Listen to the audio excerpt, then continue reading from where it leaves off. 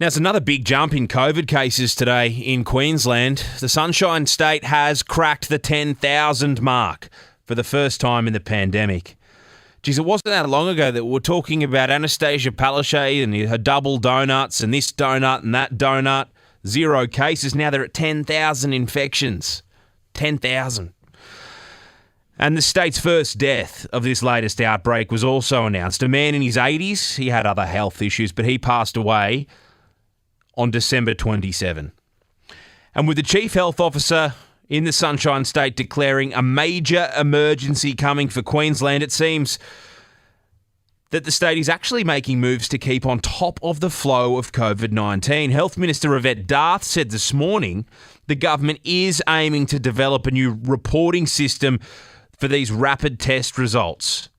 And ultimately, there will be less of a focus on the daily cases and more of a focus on vulnerable locations and vulnerable areas. Now, my colleague and good friend Peter Fegan from 9 News in Queensland, he joins us live this afternoon. He has all the updates. G'day, Pete.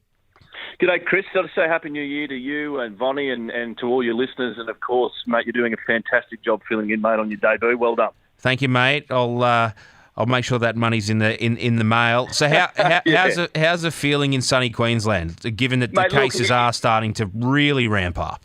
Well, we did get a donut today, Chris, but it's got a big 1 in front of it. And that's quite scary, 10,000 cases, because no one here in Queensland is ready for it. You've got to remember, we've had double donuts after double donuts after double donuts. We were all looked after here in Queensland.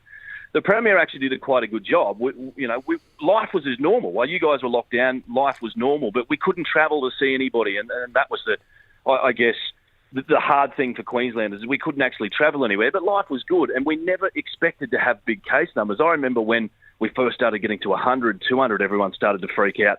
10,000 cases, I've got to say, it's a bitter pill for a lot of Queenslanders to swallow, but I've got to say, the changing of the guard when it comes to the Chief Health Officer here in Queensland has been an absolute godsend. Now, Dr. John Gerrard, he's been standing up there for about a month. He is the best thing that's ever happened to this pandemic. I think with Dr. Jeanette Young now over on Fernberg Road in the Palace, that's fantastic. You know, she did a good job during her time, but Dr. John Gerrard has picked up the ball and he has run with it because he is absolutely brilliant. He's gone on the record today to say that, look, there's 10,000 cases, but let's be honest, we know that there's far more than that because we don't know exactly how many cases there are here in Queensland. And then he went on and said, our hospital rate is rising, and I want to say to all my colleagues, my health practitioners, a state of emergency is on the way. But then he turns around and he says, Omicron is a mild symptom of COVID-19. That's what it is. And he's just reassuring people, fit people like us, Chris, in the 30s and 40s, that have these symptoms are being told in Queensland just to stay at home. There's no need for you to go out. Don't go and get a test. Don't go and line up. Wait a few days. If you feel better after that, then go and get your test. Because for the most part, he is saying to us that it will pass within 3 days. And that's really reassuring for Queenslanders because, again, 10,000 cases is very difficult for people. So just on this positive result, so the rapid tests, if you test positive in Queensland on a rapid test, what do you have to do? So before yesterday, before National Cabinet's decision, you used to have to, if you tested positive, then straight away you would have to go up and get a PCR test and line up with everyone else.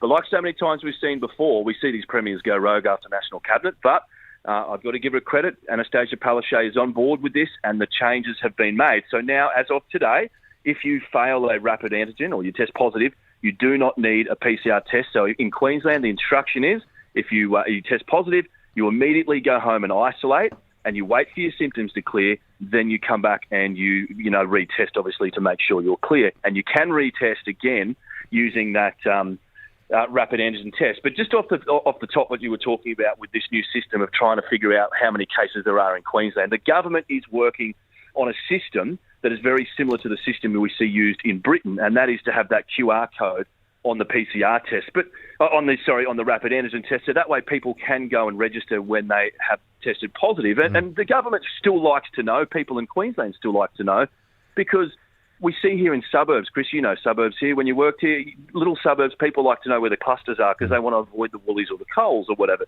So that's why people want to know where these numbers are. But given how long this system is going to take to work, Chris, I'd like to get your thoughts on it. I think by the time we invent this system here in Queensland, people will just be sick of it, and they'll just be saying, look, if we're crook, we're going to take the advice of the Chief Health Officer and stay at home. We don't particularly care about the numbers anymore, so it may be futile by the time they invent this system.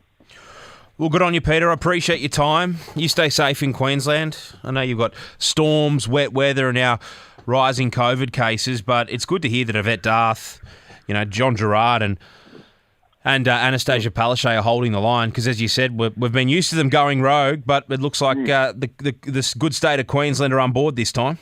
We are. We're moving forward with the national plan. Things in Queensland are good. We do have these case numbers, Chris, but look, it's life pretty much as normal here in Queensland. The only difference is, at least one or two people know someone else that have COVID. And again, we're seeing just a short amount of symptoms in people, and for the most part, they're cleared up pretty quickly. The hospitalisation rate, I might add, is steady, but it is rising. We still have 12 people in ICU, 2 on ventilators, and 285 patients now, and that 80-year-old that you touched on that passed away on the 27th of December.